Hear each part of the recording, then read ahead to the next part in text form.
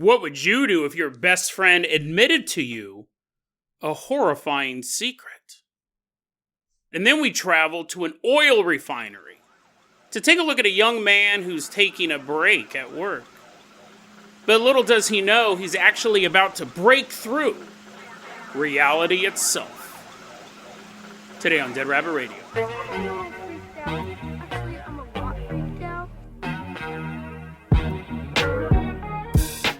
Hey everyone, welcome back to another episode of Dead Rabbit Radio. I'm your host, Jason Carpenter. I'm having a great day. Hope you guys are having a great day too. I hope you guys are having tons of fun doing whatever you're doing. We got a ton of stuff to cover today, so first off, running into Dead Rabbit Radio command right now. Everyone get on your feet. Give it up for Vixen. Woohoo! Yeah! Wee! Yeah, come on in. Yeah. Vixen is running on into Dead Rabbit Radio command. Vixen, you're going to be our captain, our pilot this episode.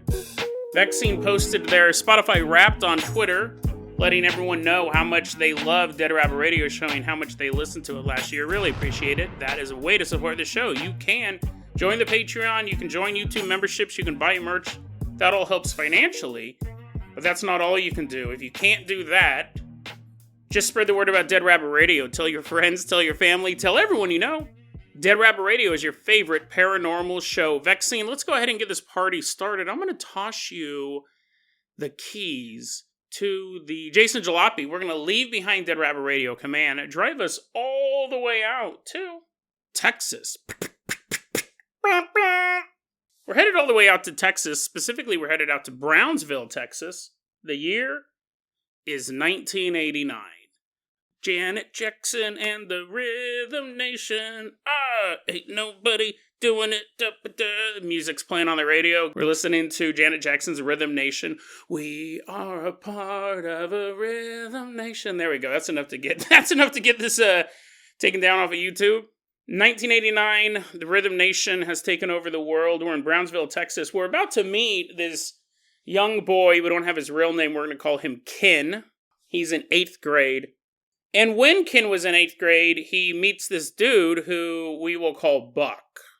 That is actually the fake name Ken gave this when he posted this online. So we have Ken and Buck. And he goes, dude, when I met Buck, it was really cool because we had a lot of stuff in common. For one, we were really edgy teens. Even back in 1989, edginess was a thing teens did. It's not a new thing. They've always done it. We were both edgy teens, early teens. We love skating. We love ripping up the concrete on our skateboards. Totally tubular, bro. And they were also musicians. They just kind of like to plunk around on their guitars. Which, it really is cool. That's one of the cool things about life is you are just kind of sliding through it. And then out of the blue, you bump into somebody just like you. And you can have these really cool friendships. But they're not exactly alike. Buck also liked to work out. He loved hitting the weights. To the point that Ken said he was addicted to it. He was addicted to weightlifting, and it turned out good for Buck because he ended up being like the buffest kid anyone in town had ever seen. He's just like this swole, edgy, skateboarding teenager. But there was something else about Buck. He also was obsessed with religion. But not like a normal religion. I mean, and I know that's a loaded term. I know people ever go, what? What's a normal religion, Jason? Well, there's religions and there's cults. Apparently in Brownsville, Texas, back in the late 80s, there was a church, this really small church. Yeah, sure, I'll go to this church with you. Buck, you're a good buddy of mine. And he goes, I went once. Ken said, I went exactly one time. Because it was really, really weird. He goes, I went exactly one time. I went, and when Buck went in, he just kneeled down in the corner and began praying feverishly. Or fervorishly? I think they both kind of mean the same thing, but one you have to go to the hospital for. He's just in the corner just praying so much that to Ken it almost seemed like a punishment. It didn't seem like something you'd be doing to, uplift the Lord. It seemed more sinister. Not that the prayers themselves were sinister, but it just rubbed him the wrong way. Ken watching his buddy praying, it just rubbed him the wrong way. He goes, to me it felt like it was punishment. That was the only time he actually went to the actual church. But he said, once I met the pastor, him and his wife, because Buck was all about this. And at that time, and at that point, he is told that Buck has a wife. Well, not right now, obviously. That would be ridiculous. A 13-year-old student, a middle school student, just about to go in high school, having a wife. That's ridiculous. No, he's not married yet, but his wife is picked out. We have a wife that's reserved for Buck. The minister says, Buck's wife will be my daughter. My 6-year-old daughter is reserved for Buck and Buck alone. So, I mean, this is one of those things, like when you're in a cult, you don't realize how weird everything is. Sometimes you do. Sometimes you just can tell it's not normal. But to anyone outside of the cult, it's super obvious. And he's like, what in the world? Like, I mean, he knows Buck is not going to marry a 6-year-old. He understands that. It means when Buck turns 18, well, then she'll only be 12. So it's bad anyway around. If he was like 30 and she was 24, and that's when they were getting married. But it's like, listen, man, all kid wants to do is skate, shred on the guitar, and have a good time. He doesn't want to think about child brides. It's not something that he ever thought he would have to process. But here he is in Brownsville, Texas, thinking, oh my God, my buddy has a child bride. Not yet legally, but that's what it is. He said this all kind of ended. Him and Buck really stopped hanging out because they started getting in trouble. Every so often you might get chased off of shopping mall property. Get out of here, quit skateboarding, quit shredding. They're going down the staircase or whatever. But then it graduated to actual crime. Skateboarding is not a crime, we're all aware, based on the stickers seen everywhere. But shoplifting is. Shoplifting's theft. They were stealing from the local Kmart. Ken goes, listen, man, I came from a middle-class family. I didn't need to shoplift from Kmart, just to show the difference between him and Buck. He goes, I didn't need to shoplift from Kmart. I mean, maybe if there was like a boombox, something really expensive that I needed, but we were doing fine. Buck, on the other hand, his mom, this is sad, as I chuckle, his mom would say, hey, Buck, we need some items from the local Kmart. They weren't going to buy them. She would give him a list of things to shoplift. He's like, oh, tampons again? Mom, come on. She's like, oh, come on, no, I need them. He's shoplifting tampons and cotton balls and all sorts of stuff.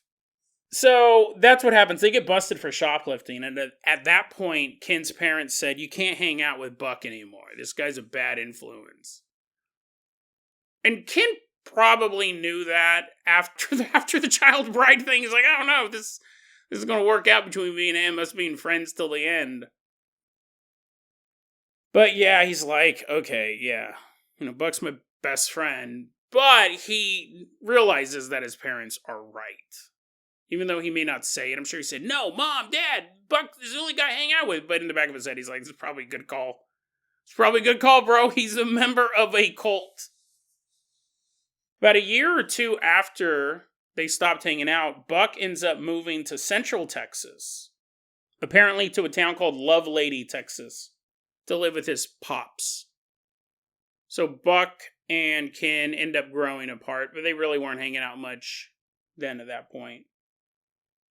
Now fast forward, they're both 17 years old. So let's say they were in 8th grade in that story. You're like, great, Jason's doing math. This is going to be a minute. I'm going to get up and make a pot of coffee. Let's say that they're 13 in the 8th grade. This would probably put them around junior, senior year. I didn't really have to do math for that one, but they're older. They're both 17 years old. Buck ends up moving back into town. Oh, dude, this is going to be totally dope, Ken says. I've been practicing my skateboarding, practicing my shoplifting. I'm a master thief now. No one can stop me.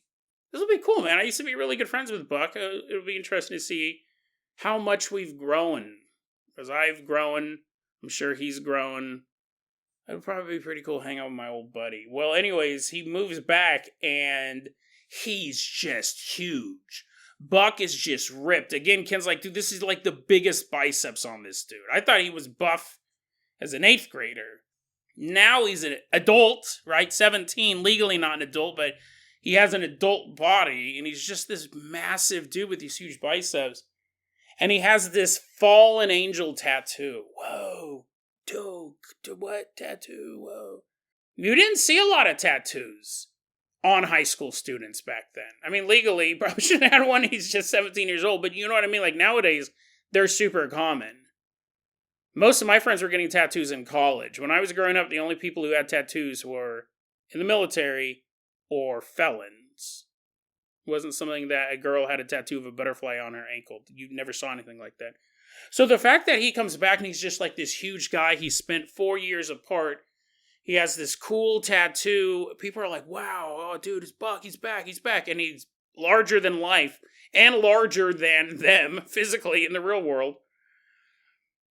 Ken can't wait to reconnect with Buck. Ken wants to know everything that Buck's been up to, and he's like, dude, this was like my best friend, and I feel like we could have been something. Bonnie and Clyde, or both of us would be Clyde, obviously, but the point is that I missed him, and this is cool. We had so much fun together. Who knows what shenanigans we can get into as adults, but what happens is, once Ken and Buck reconnect, they just don't click. It doesn't work out for them. That kind of makes Ken feel a little sad. Right? But, people change. He goes, Buck definitely changed. There's something different about him. He doesn't say much. He doesn't smile. Doesn't show a lot of emotion at all. One weekend, a large group of friends are out having a barbecue. And, Buck's back. It's time for a retro barbecue. They decide, I don't know if this was a normal thing. I think the supermarkets would be on the lookout if it was a regular thing. But Ken goes, we're having this barbecue, and we shoplifted all of the meat. People are bringing over, like, pot roast. People are bringing over all of this ground beef, a lamb's head, all this stuff. Shoplifting from the local butcher. Eat some stolen meat. Night goes on, the crowd thins out, and eventually there's only 4 people sitting around the fire. 2 dudes, and then Buck and Ken. And they've been hanging out and talking and eating and all this stuff for hours. But now everyone's gone except for these 4, and they're sitting around the fire, just hanging out. One of the other guys, asks Buck, hey man, what were you up to while you were gone?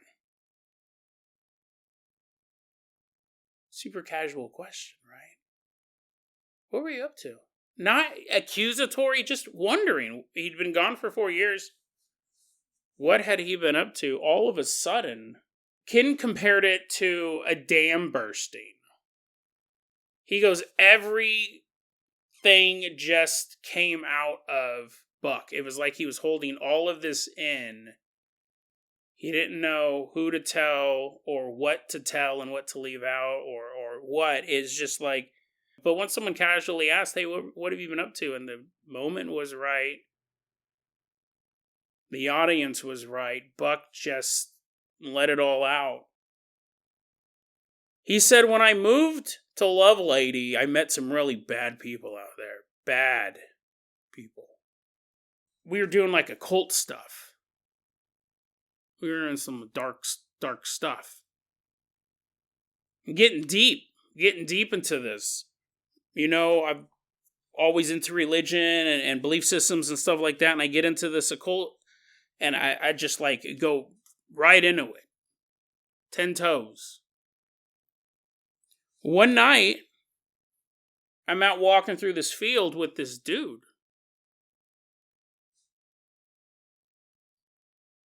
And then I hear something in my head, like a voice. I hear a voice in my head, and it starts just saying, kill him. Kill him. Kill him. Kill him. Kill him. Just over and over again. I'm walking through this field with this dude. I'm hearing that voice. He goes, the next thing I know, I didn't even think about it. I was stabbing this guy. I was stabbing him. I stabbing him over and over and over and over again. I just kept stabbing him, and I just left him there. Just left him there and took off.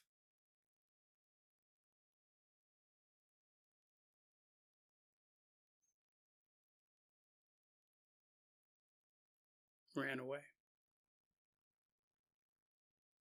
At this point, Buck's openly sobbing. And none of the people sitting around the campfire know what to do. Like, one, we wouldn't know what to do. Right? Listen, man, I'm going to be honest. Your very first instinct would be, is this guy going to kill me? Like, oh my God, at the very least, he's just confessed the murder to 3 people. And is he now going to be like, and now, I can't let you guys leave. Because you guys know my secret. That's at least. The worst case scenario is he's just going to go nuts again and just start killing you right now. I mean, they're both bad. Listen, you get killed in both scenarios. Your first instinct would be, am I safe? But then also, you're there with your friend. And he's just sobbing. He's sobbing at this point. And they just don't know how to react. We would have a hard time dealing with that. Definitely teenagers would have a hard time dealing with that. Nobody expected that. Just like Ken did not expect to have to deal with the thought process of having a child bride. They never thought they'd be sitting here hearing one of their friends confess to a murder. And not just a murder, an occult murder.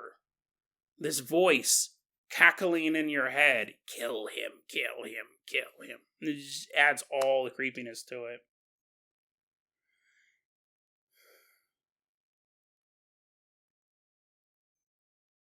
Now, to make matters even worse for Ken, Buck is Ken's ride home.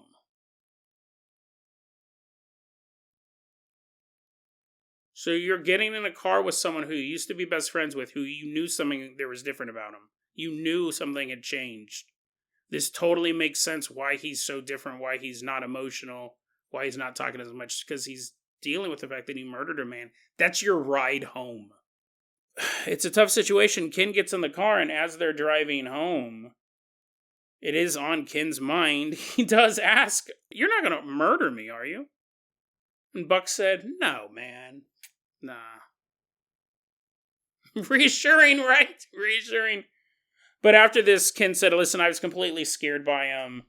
The other 2 dudes at the fire were completely scared about the whole story. We very quickly grew apart. I didn't need my parents to tell me this is a bad situation. I stopped hanging out with them. And what I had seen happen after that is Buck's life just continuously crumble. Things always seem to be falling apart." This was posted online by someone going by the name Java Monster. Or Java Monster.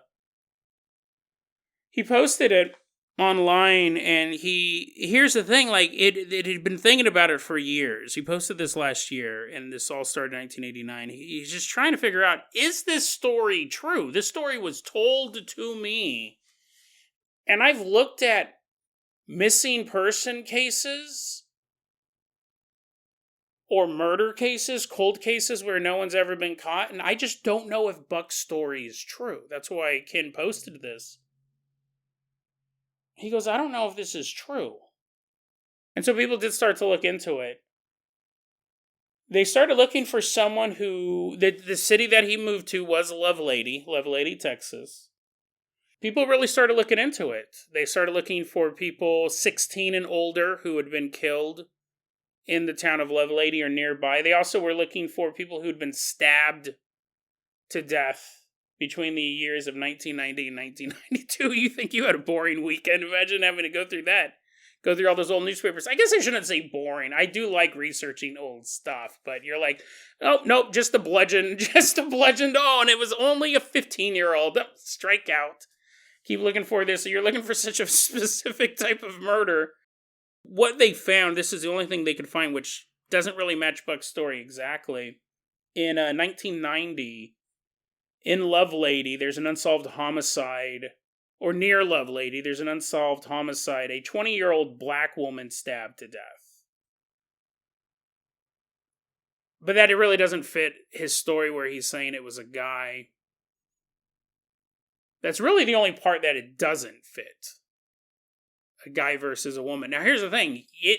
Imagine, this is just a weird quirk of the human brain. It shouldn't make a difference, but imagine if your friend says, dude, I killed a man last night. Or says, I killed a woman last night. They're both horrifying, but you may not be willing to say, I killed a woman. Right? Because it is a weird... They're both horrifying. They're both absolutely horrible. He may have changed it. He may have changed it so it didn't sound as bad. But, people also said it's possible that the guy didn't die. It's possible that he did get stabbed multiple times and then left. It's both very, very easy and very, very difficult to kill a human. People get killed all the time on accident, and then people who are attacked, murderers are trying to kill them, they walk away. I mean, they're cut up or shot up, but they survive. It's again, a weird quirk of humanity. We're both very, very simple and very, very hard to kill.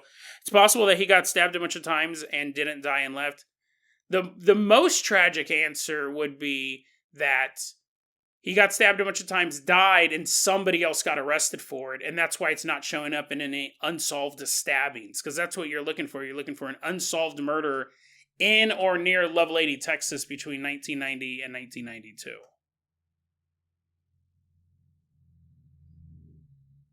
If it's solved, you're just going to sip your coffee and move on to the next article because you know who that is. That would be the worst because that means someone went to prison for a crime they did not commit. It's an interesting story. It's one of those stories that doesn't have a perfect bow on it. We weren't able to find out who was killed and what had happened or anything like that. It truly is a true crime mystery. And it all starts with the story of Buck. It's possible you could argue that he made it up to seem tough. And I would probably agree with that from any other narrator. But the way that Ken says it, he goes, I knew something was off about him when he came back. I could tell something was different. And when he explained that it happened, Ken was like, oh, well, that would change a man. That totally makes sense. It's not like he was walking around pretending he was the biggest, baddest dude in the town of Brownsville, Texas, and no one could take him on. It was... He came back because he had to come back, and he didn't want to really interact with anybody. And he just was very flat and unemotional. So it's not like he came back and was bragging, oh yeah, and I killed someone. It was different than that. He probably did do it. And it makes sense from Ken's point of view and the way he told the story. It's creepy. You think about these unsolved murders. Whenever I come across an unsolved murder, and I'm always thinking, that person is still out there. When I read this story, I go, that would be super... I don't know what I would do in that situation. And honestly, I don't know what I would do shortly afterwards. I wasn't there for the crime. I don't think I would go to the police if someone said, hey, I murdered someone back, 3 or 4 years ago in this town. I'm not the type of guy who would be like, well, you need to go to the police. That's just not my...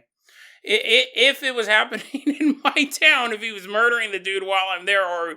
I'm picking a very specific set of situation, a very specific set of circumstances. If it happened years ago and someone tells me that, like, what do you do? What can you do?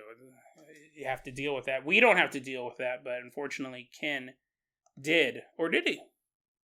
Did Buck make the whole story up? Crazy, crazy stuff. Vixen, I'm going to go ahead and toss you the keys to the world-famous Carpenter copter. We are leaving behind Brownsville, Texas. Fly us all the way out to an oil refinery.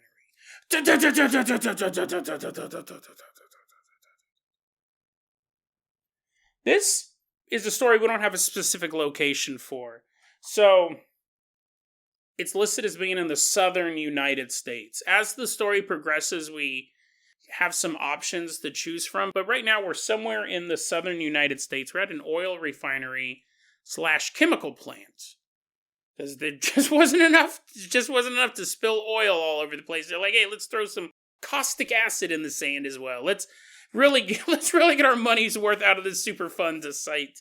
This happened back in November 2023. Very, very recent story. We're about to meet a guy we'll call Rusty. It's not his real name, but it'd be hilarious if it was Rusty working at an oil refinery. Rusty worked the late shift. And like anyone who works the late shift at any job, it's time for a nap. It's time for a nap. You're going to nap a lot on the night shift.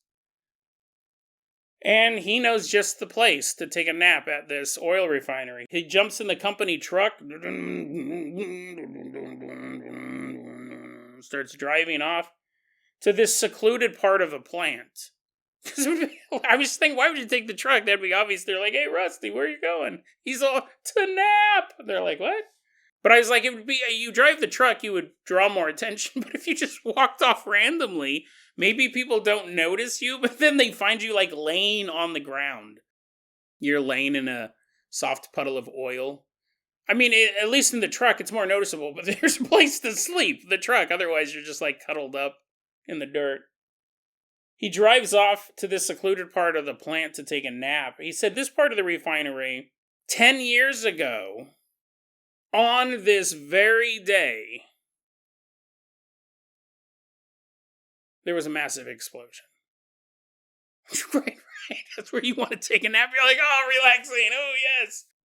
He said 10 years ago, there was an emergency power outage that shut down the plant, and a woman who was working at the plant went to the burners to restore power to the plant.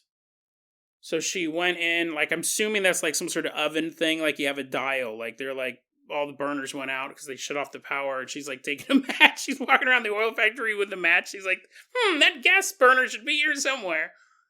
She has to reignite the burners, and that caused an explosion. The explosion was so violent, she died, obviously.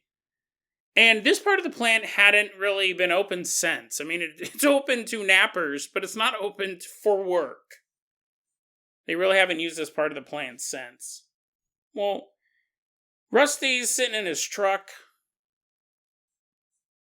kicking back, getting ready to catch some Z's. It starts to rain. Drippity drop, drop, drip, drip, drip, drop, drip, drip, drip, drop, drip, drip, drip, drop. It's raining, and then it starts to pour. It's raining hard. Drippity drop, drop, drippity drop, drop, drippity drop, drop, drippity drop, drop. It's rain. You're like, Jason, I know what rain sounds like, you moron. You don't have to make a sound effect. Plus, your hard rain was just louder. It was just you saying drippity drop louder. Drippity drop indeed. This rain is pouring down, and it's accompanied by a lightning storm.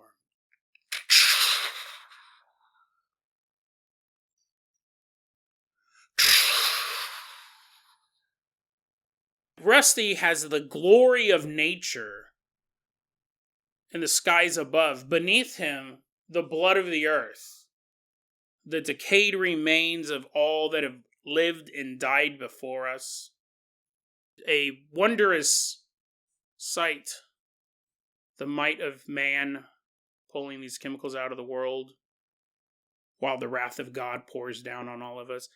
Rusty's watching a movie. Rusty's sitting in his car. He's like, he's watching a movie. He's watching a movie on his phone while this miracle of all that exists is playing out. He's watching a movie on his phone, and he's fading in and out of sleep. Really, really tired. He did come here for a nap. He's like, well, since I'm here for a nap, I might as well watch all of Squid Game. Let's see, find some binge-worthy television. They won't notice me, not at my post. He's fading in and out of sleep.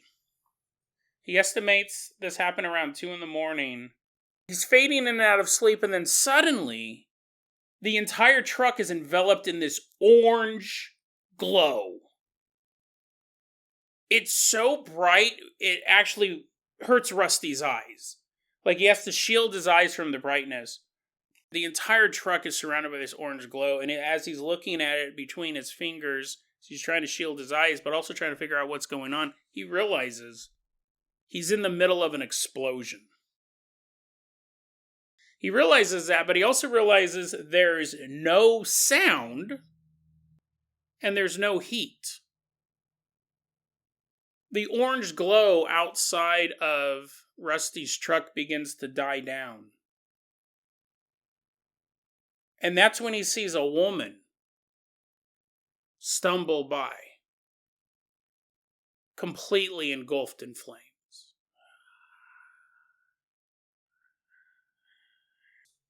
The way she's moving, Rusty said it wasn't slow motion, but it was slow. It wasn't pure slow motion in the way you would think of something playing out on television slow motion, but she was moving slower than... She's probably moving slower than you would expect someone who's on fire, for one. But he goes, it wasn't that. He goes, it was the way she was moving, even the flames that are flickering off of her body. It's not slow motion, but it's slower than normal. Something was off. Outside of the idea you're watching a woman getting burned alive right outside of your truck, something was off. And she's just flailing and stumbling around, engulfed in flames. And there are these pipes that are, because this is a work site, there are these pipes that are laid out, they're above ground pipes, and as she's stumbling around, she moves towards those pipes and then walks right through them. Phases through them as if they didn't even exist. She continued stumbling frantically, every inch of her body being consumed by flames. And then she just crumpled onto the ground. After that moment, everything returned to normal. The rain continued to patter on the metal hood of the work truck. Rusty sat there in a daze, realizing that nothing had blown up, no woman was on fire. He was exactly where he was, middle of the night taking a nap. Rusty realized that this must have been some sort of vision. The woman was gone. The orange glow was gone. He's sitting in his truck, trying to think about what in the world just happened.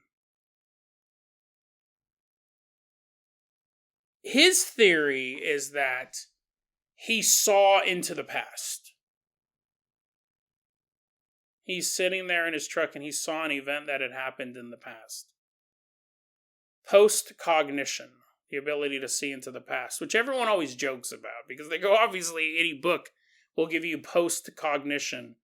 But it's more than that. It would be this experience like Rusty had, where you're actually able to see the past in such a way.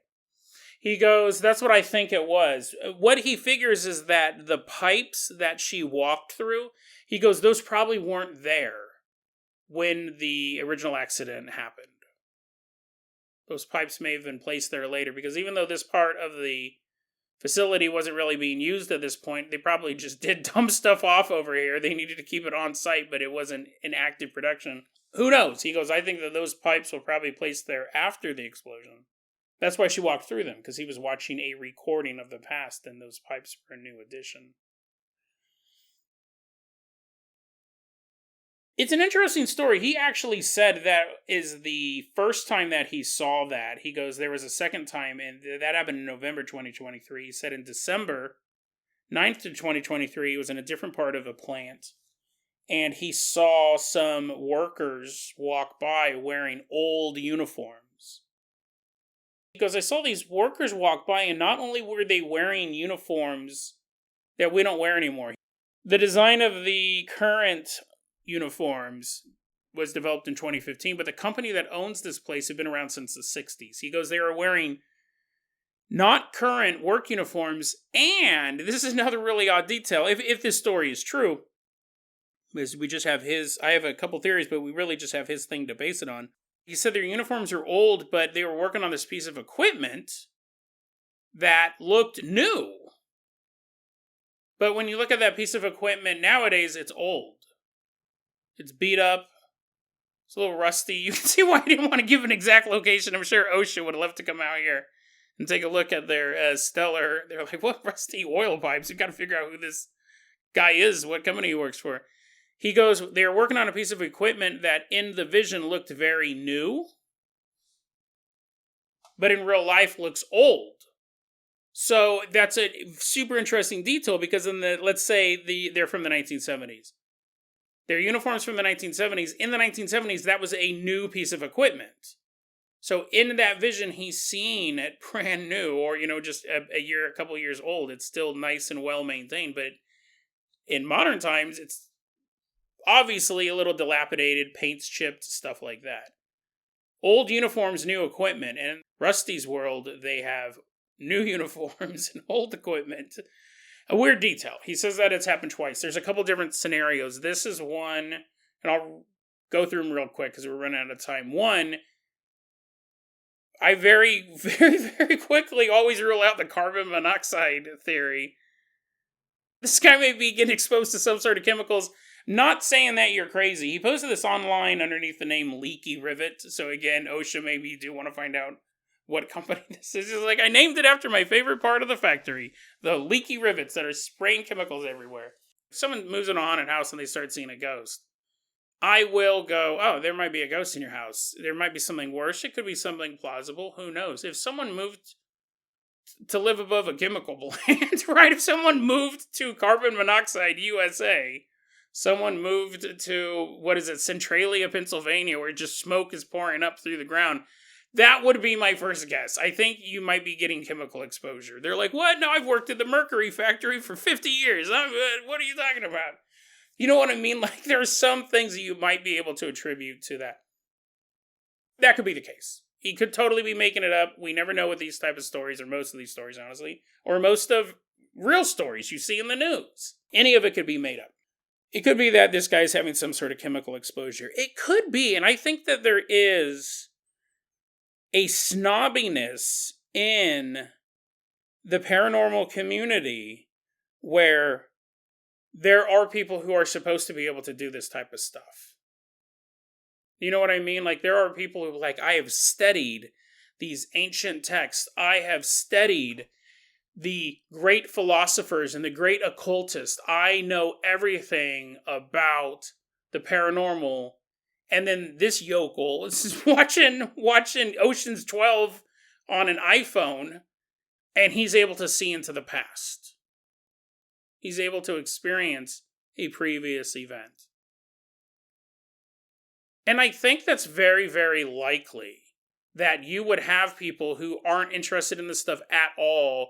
They would have the same chance of manifesting these type of abilities, I think, as someone who did spend 20, 30 years studying the paranormal, really digging into these occultic texts. Because we don't know where this type of ability comes from. We don't know if it's genetic. We don't know if it's ancestral. We would like to think that it can be trained, but we don't know. So I think there's a little bit of snobbiness there. I will say this. I do want to... So that's kind of interesting when you have kind of a lame, because this would be an awesome ability. Let's be clear, it is not as cool as precognition, which allows you to change events and see into the future, but if I had to choose between no cognition, I'm just a vegetable, I'm just a dude laying in a bed. If I have to choose between just regular senses or the ability to see into the past, it's not terrible. It's still pretty cool. This is one of those stories. This is what I like to do. This guy told this story. I try to figure out if I can find out exactly what plant this was. I've narrowed it down.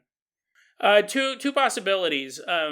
He said it happened on the exact same day and that a woman died.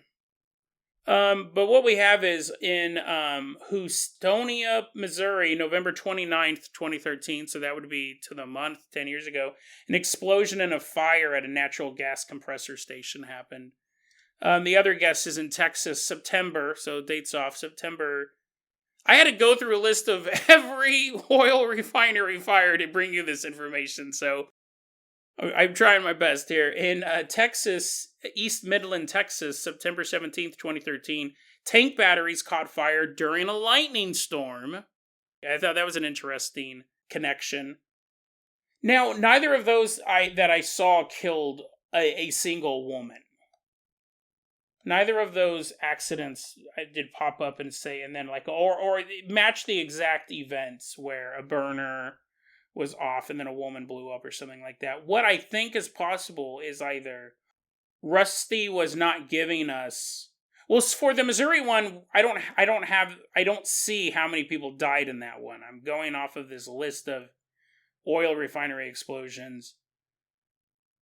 And I'm looking for ones in the South, specifically in the year 2013. But it's possible that he didn't have the exact information. He was just hearing it from people. Oh, yeah, that happened on this such and such day. This thing exploded. And it could be that he doesn't have the information right, that it did happen in Midland County, Texas, and it happened in September instead of November. It could also be that it wasn't wanting to find out exactly where it took place. Not because he's trying to hide information, but because he is like, oh man, and all of our stuff is so rusty. It's so rusty, you have to look into the past. You have to use paranormal powers to see when it was actually working equipment. It could be that. He could have fibbed a couple details. Some guy on the internet wouldn't spend the day looking through Wikipedia at oil refinery fires. Yeah, the one that took place in Texas, no casualties listed in the news article. The one in Missouri, I don't know. So, I mean, it's just, here's the thing, and this, we'll wrap it up like this, because I can go on and on. Interesting question. If you have someone telling, like, you can use the story with Buck. I didn't actually plan this, but Buck's story and Rusty's story. If someone is telling you a story, and we'll just use one of these for an example. They say, I work at this oil refinery on the exact day 10 years later. I was sleeping in my car. I woke up, I was in a fireball, saw a woman running around. She was on flames. But it was just a vision. I saw into the past. I saw the accident. And then you found out that he purposely changed the date. And I guess it depends. If he did it to be spooky, if he goes on 10 years on this very, very night, and you found out that he changed some details, not key details, but he did change the date it took place and what sparked the fire. And when you asked him about it, he goes, well, I didn't want you to know exactly where I worked because I was revealing some stuff about my workplace. Or in Buck's case, he didn't want to admit that he had stabbed a woman to death. He changed the story to a man because that would be less upsetting to people. Would that make you disbelieve the entire story?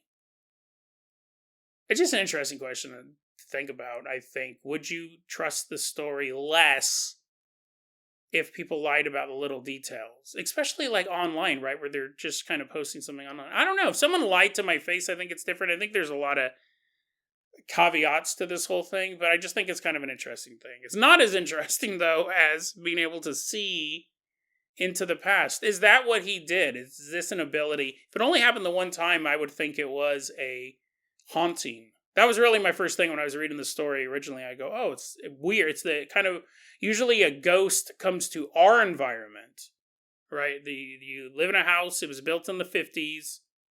Grandpa died doing what he loved most, sitting around watching television. Now it's 2023. Someone else is living in the house. That's Grandpa's ghost in your house.